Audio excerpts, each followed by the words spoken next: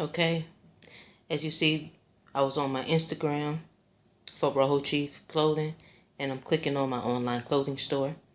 And on here, I have clothes. I got hoodies, sweatshirts. You know, if you like to buy them, long sleeve, short sleeve. I'm clicking on hoodies right now for men, and that's one. And then I'm clicking back just to show you fashions that I have for women. Like I have long sleeve shirt. Okay. Then I even have clothing for babies as well. And kids. So that's the onesie. You can get that in different colors. As well as t-shirts, hoodies, and long sleeves for kids. So now, let's get ready for the show. That in this video, she talked about how Meghan, the wife of Harry, how she found out that she was Nigerian based off of a DNA test. But that's not how DNA tests work and operate.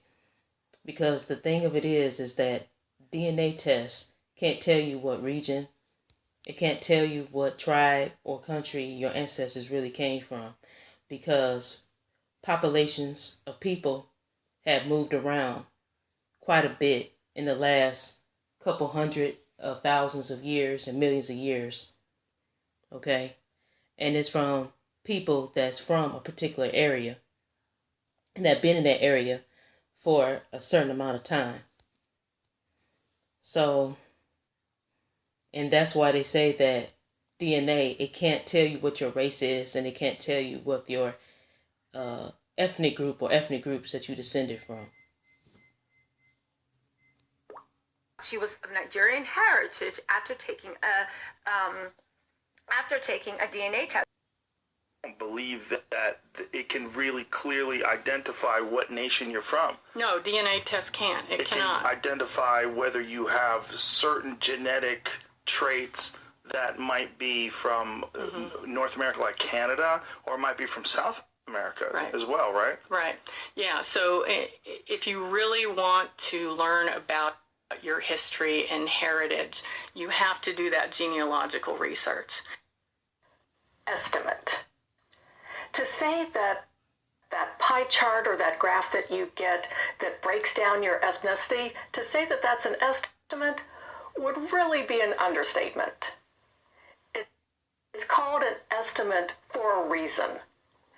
As genetic genealogist Blaine Bettinger pointed out in an interview I did with him, those estimates are really good on the continent level. It's where you start breaking it down into countries that it starts to become a little bit more problematic. The problem is that these estimates are based on people living today who can trace their lineage back hundreds of years in the same location. For example, Ancestry DNA, as of this recording, has about 56,000 DNA samples that they use in their reference panels. So they're taking the DNA of these living people and extrapolating what about their DNA marks them as being from a specific country. And you can see where that isn't always going to be exact. And in fact, over time, the various DNA companies have changed their algorithm based upon these reference samples, and also as the science has evolved. So that's another thing to be aware of. That ethnicity estimate is going to change. Your DNA doesn't change, but how that ethnicity estimate is being calculated will change. It is just an estimate. It doesn't mean that because it comes back saying that 20% of your ancestry is Swedish, it doesn't mean that the next time the Winter Olympics roll around that you have to root for Sweden 20% of the time. And this this ties into the third thing that you need to keep in mind with DNA tests for genealogy, and that is that ethnicity estimate might not match your paper research. Or another way of saying this is, why isn't my Native American DNA showing up? So not only is it important to remember that the ethnicity estimate is just an estimate, but we also have to keep in mind that these reference panels in this estimate is based on our origins way, way back. So it is possible for an ethnicity to show up in your ethnicity estimate, but you haven't identified an ancestor from that country yet. When I first took an ancestry DNA test, the ethnicity estimate said that I was 19% Scandinavian. Well, I have yet to find any Swedish or Danish or Norwegian ancestors in my family tree.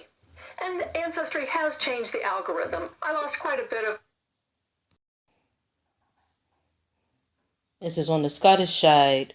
She would have been descended from Erk, the father of Fergus Moore, the founder of Dalrieta, since Elizabeth II was descended from Kenneth MacAlpin, who was supposed to be the son of Kennel Gabran, king of Dalrieta, whose mother was in turn a Pictish princess. Okay, so here on this website talks about ancient origins. Now, it says here, Scotta, mother of Scotland and the daughter of a pharaoh. It says during the 1440s, a Scottish chronicler, Walter Bower, sought to trace the history of the Scottish people from the earliest times. The result of his endeavor was the creation of a compendium of Scottish history, the Scotchi Coricon. Perhaps one of the most astonishing claims made by the Bower in his Scotch Coricon is that the Scottish people were actually descendants of the ancient Egyptians who could trace their ancestry to the daughter of an Egyptian pharaoh, Scotta. The Moses connection to Scotta. The story of Scotta begins with the Greek king by the name of Galios, and one version of the story, which involves Ireland. Galios is also known as Gael Glass, a word. Gaeli is said to be derived from his name and originally from the region of Sacinthia. Also said that Geo de la Glace lived during the time of Moses. Skipping down, it says, Geo de la Glace was also promised by Moses that no serpent or other poisonous creature would inhabit the western island that his prosperity would inhabit one day. Okay, so skipping down, it says, invited into Egypt as the instructor by a pharaoh, eventually married one of his daughters, Scotta. Both Scotland and the Roman name for Ireland, Scotia, are said to have derived from her name. It says Egypt by a later pharaoh and wandered around the Mediterranean until they reached Spain. Okay. Now, a lot of that information that they got, or this man have gotten, he got that from the book called Ancient and Modern Britons. Okay, so on this website, they're talking about the African roots of Scotland by way of Egypt, right? Because I'm talking about Egypt in the East. Okay, I'm talking about in particular the 18th dynasty that was in Africa at the time. But we know that the Egyptians had migrated from the Yucatan prior to that, right? So anyways, so this is within the MacAlpin or MacAlpine family, which is my family. That's the last name that I have, that I got from my father. And my father passed it down to my grandfather. And originally, our last name, MacAlpine, was originally MacAlpin, from the House of Alpin, which comes from Scotland. So this is what this person says. It says, the story of Princess Scotta, Princess Mary Aten. In 1955, archaeologist Dr. Sean O'Brien of the Trinity College of Dublin made an interesting discovery during an excavation of the mound of hostages at Tara, the site of the ancient kingship of Ireland. The Bronze Age skeletal remains were found of what has been argued to be a young prince, still wearing a rare necklace of faience beads made from the paste of minerals and plants extracts that had been fired. The skeleton was carbon dated to around 1350 BC. In 1956, J.F. Stone and L.C. Thomas reported that the faience beads were Egyptian. In fact, when they were compared with Egyptian faience beads, they were found to be not only of identical manufacture but also of matching design.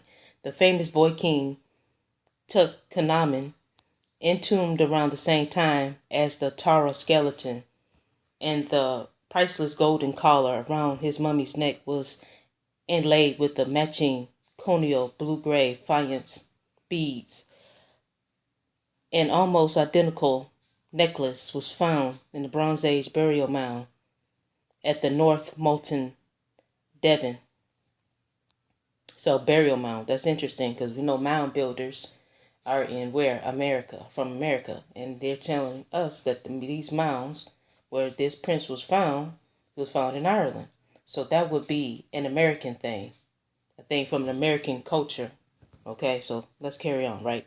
It says, Lorraine Evans, in her compelling book, Kingdom of the Ark, reveals archaeological connections between Egypt and Ireland. Evans argues that the connections between the two distant lands were plausible and that there is archaeological evidence to support the theory. In 1937, the North Fitterby, Yorkshire, the remains of an ancient boat were discovered. While thought to be a Viking longship at first, continued excavation produced additional ships wrecked in a storm. Further investigation showed that the boats were much older than the Viking ships and were of a type found in the Mediterranean. It was concluded that these boats originated from 2,000 years before the Vikings' age and were radiocarbon dated to around 1,400 to 1,350 BC. Evans then makes connections to argue that these boats could originate from Egypt, as the time frame fits the dating of the faience beads.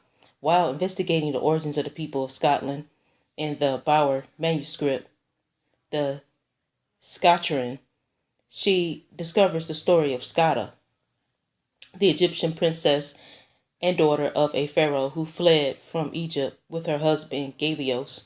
And I told you about Galios. He descended from his great-grandfather, which was King Zara.